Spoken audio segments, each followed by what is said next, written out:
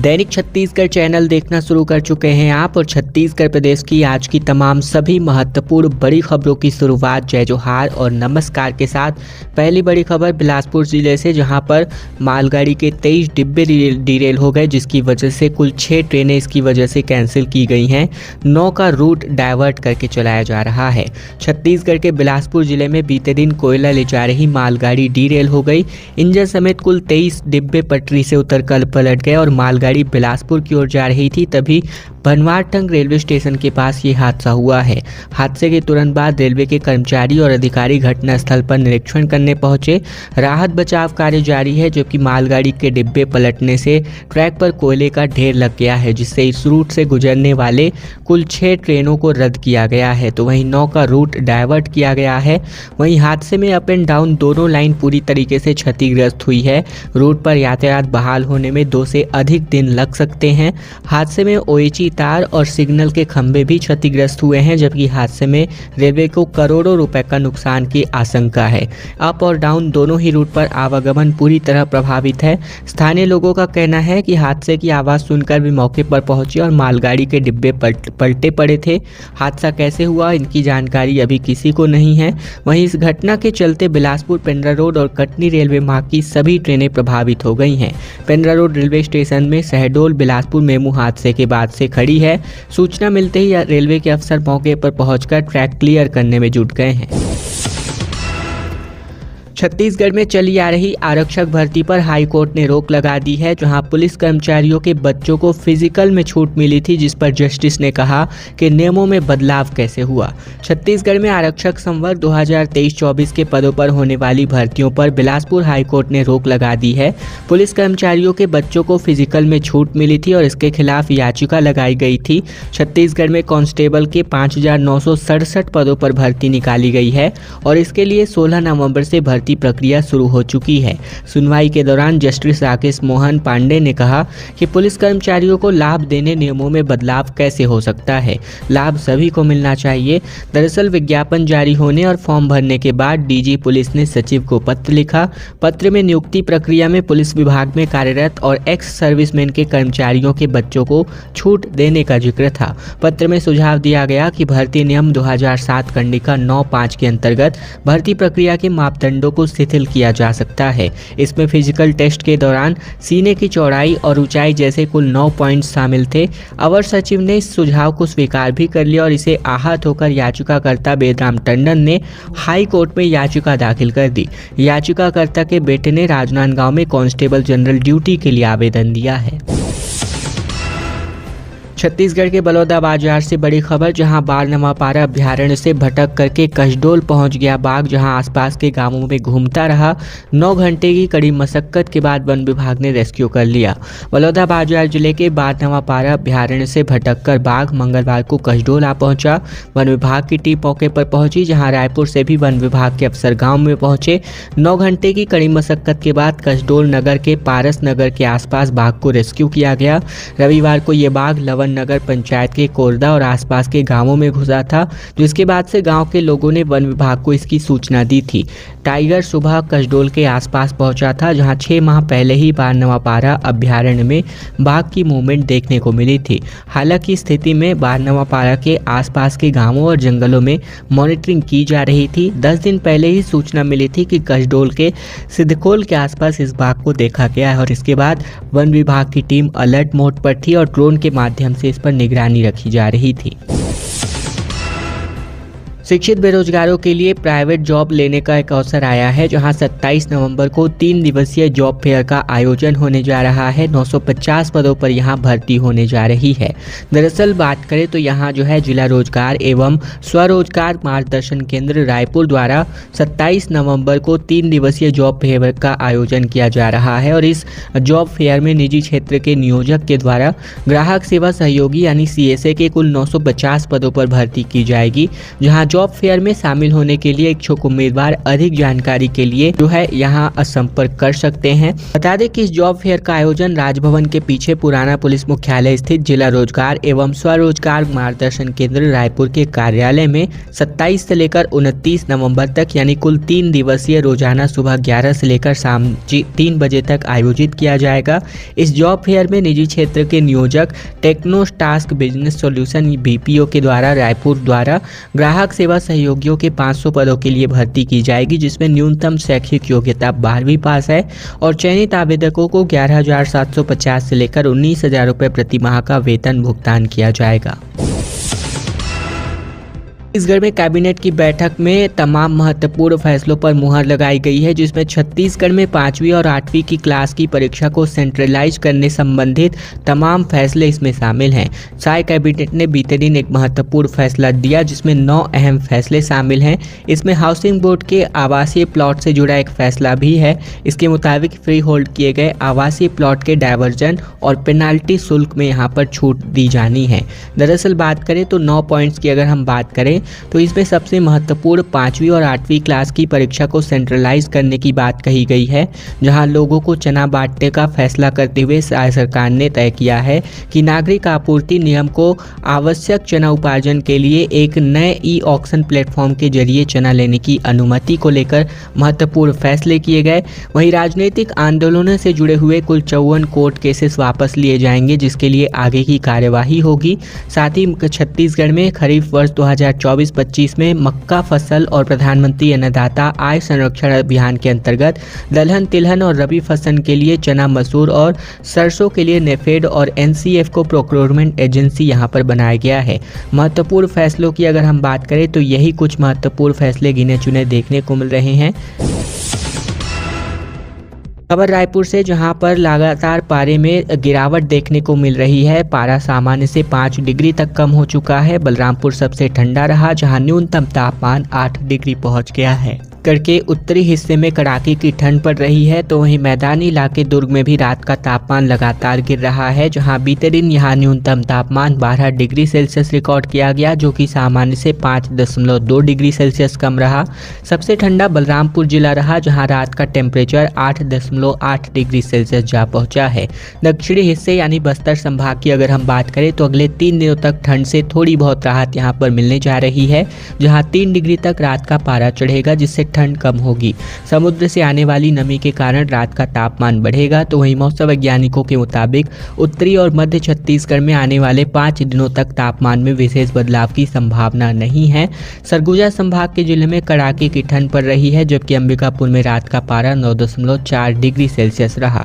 बस्तर संभाग के जिलों में रात का तापमान 9 से लेकर 14 डिग्री के बीच बना हुआ है। वहीं अगर बिलासपुर संभाग की बात करें तो जीपीएम में सबसे ज्यादा ठंडी पड़ रही है, जहां रात का पारा 10 डिग्री सेल्सियस रिकॉर्ड किया गया, जो सामान्य से 3.1 डिग्री सेल्सियस कम रहा। कोरबा में 12.6 डिग्री सेल्सियस, जबकि बिलासपुर में 15 डिग्री के आसपास टेम्परेचर बना हुआ है। केसकाल घाट का काम अभी भी अधूरा है, जहां 10 दिसंबर तक आवाजाही बंद की गई है। बसों को 40 और जबकि ट्रकों को 80 किलोमीटर ज़्यादा सफ़र करना पड़ रहा है। रायपुर से लेकर जगदलपुर आने जाने में तकरीबन 7 घंटे का वक्त इन दिनों लगने वाला है।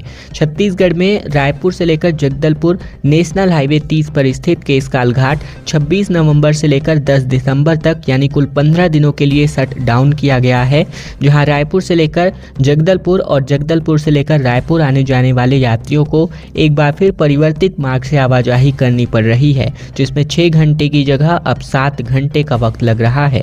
मिली जानकारी के मुताबिक बस के लिए अलग रूट और ट्रकों के लिए एक अलग रूट निर्धारित है। बसों को अतिरिक्त 40 से 42 किलोमीटर, ट्रकों के लिए भी 80 किलोमीटर का अतिरिक्त सफर तय करना होगा, जिससे डीजल गाड़ियों को 8 से 10 लीटर ज्यादा तेल खपत करना पड़ेगा। हालांकि बस संचालक ने किराए में बढ़ोतरी नहीं की है, ये यात्रियों के लिए राहत की खबर है। सड़क निर्माण का काम 10 नवंबर से शुरू हुआ था, तब विभाग ने कहा था कि 25 नवंबर तक काम पूर्ण कर लिया जाएगा, लेकिन अब ये तारीख बढ़कर 10 दिसंबर हो गई है, जिसके कारण रूट को एक बार फिर से बंद किया गया है।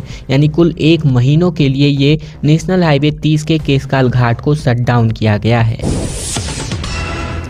रायपुर में जल्दी 100 ई बसों का संचालन देखने को मिलेगा, जहां सरकार ने बस डिपो और चार्जिंग स्टेशन बनाने के लिए 27 करोड़ रुपए की मंजूरी दे दी है। रायपुर में इलेक्ट्रिक सिटी बसें चलाने की तैयारी तेज हो गई है, जिसके अंतर्गत केंद्र सरकार की ओर से 100 ई बसें भेजी जानी हैं। राज्य सरकार ने इन बसों को चलाने के लिए 27.23 करोड़ रुपए की मंजूरी दी है। आमानाका बस डिपो में इंफ्रास्ट्रक्चर और चार्जिंग स्टेशन तैयार करने के लिए टेंडर बुलाए गए हैं। ये इंफ्रास्ट्रक्चर तैयार होते ही बसें केंद्र भेजी जाएंगी, जहां Raipur urban public service society को शासन की ओर से बस डिपो में सभी जरूरी सुविधाएं विकसित करने के निर्देश दिए गए हैं। इलेक्ट्रिक बस योजना केंद्र सरकार की योजना है। रायपुर समेत देश के कुछ ही चुनिंदा शहरों में इस योजना के लिए इसको चुना गया है। बस डिपो में सिविल इंफ्रास्ट्रक्चर के लिए केंद्र से तकरीबन 8.5 करोड़ जबकि राज्य की ओर से 6.25 करोड़ रुपए स्वीकृत किए हैं। मध्य प्रदेश और छत्तीसगढ़ के रेल यात्रियों के लिए एक राहत भरी खबर है, जहां पर एक्स्ट्रा किराया अब 1 जनवरी से नहीं देना होगा। 14 पैसेंजर और मेमू को स्पेशल बना करके भाड़ा बढ़ा दिया गया था, जिसको अब वापस से जनरल किया जा रहा है। दक्षिण पूर्व मध्य रेलवे की 14 स्पेशल ट्रेनें 1 जनवरी से नियमित बनकर चलने जा रही हैं। इन गाड़ियों के नंबर भी बदल दिए जाएंगे। रेलवे प्रशासन कोरोना काल से इन पैसेंजर और मेमू गाड़ियों को स्पेशल बनाकर चला रहा था, जिसके कारण यात्रियों को अधिक किराए का भुगतान करना पड़ता था और अब नियमित ट्रेन शुरू होने के बाद से यात्रियों को एक्स्ट्रा किराया नहीं देना पड़ेगा। विरोध और नाराजगी के बाद रेलवे ने ट्रेनों का किराया सामान्य कर दिया है। इससे छत्तीसगढ़ और मध्य प्रदेश के यात्रियों को थोड़ी राहत मिलने वाली है। छत्तीसगढ़ से होकर चलने वाली यात्री ट्रेनों को स्पेशल बनाकर एक्स्ट्रा किराया वसूलने सहित कोरोना काल में बंद किए गए ट्रेनों को चालू करने की मांग को लेकर हाईकोर्ट में एक PIL यानी जनहित याचिका भी दायर की गई थी, जहां कोर्ट केस की सुनवाई के दौरान हाईकोर्ट ने रेलवे को बतौर नोटिस जारी कर जवाब तलब किया था। छत्तीसगढ़ में आखिरकार लंबे इंतजार के बाद छत्तीसगढ़ PCS भर्ती का नोटिफिकेशन जारी हुआ है, जिसमें 246 पदों के लिए भर्ती परीक्षा का आयोजन होने जा रहा है। बात करें तो छत्तीसगढ़ ने राज्य सेवा परीक्षा 2024 का नोटिफिकेशन जारी कर दिया है और इसके अंतर्गत 246 पदों पर भर्ती के लिए परीक्षा होने वाली है। ऑल इन फॉर्म 1 दिसंबर 2024 की दोपहर 12 बजे से 30 दिसंबर 2024 की रात्रि 12 बजे तक भरे जाएंगे।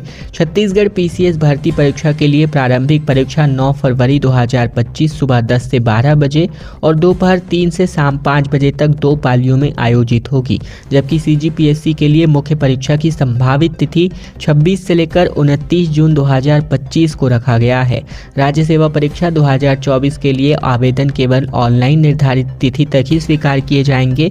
लिखित परीक्षा, इंटरव्यू और दस्तावेज सत्यापन के बाद ही उम्मीदवारों का चयन किया जाएगा और अब ये देखना होगा कि राज्य सरकार किस पारदर्शिता के साथ इस भर्ती परीक्षा को अंजाम देती है, क्योंकि पिछली कुछ सालों की अगर हम बात करें तो छत्तीसगढ़ PSC लगातार विवादों के संबंध में घिरी हुई नजर आई है।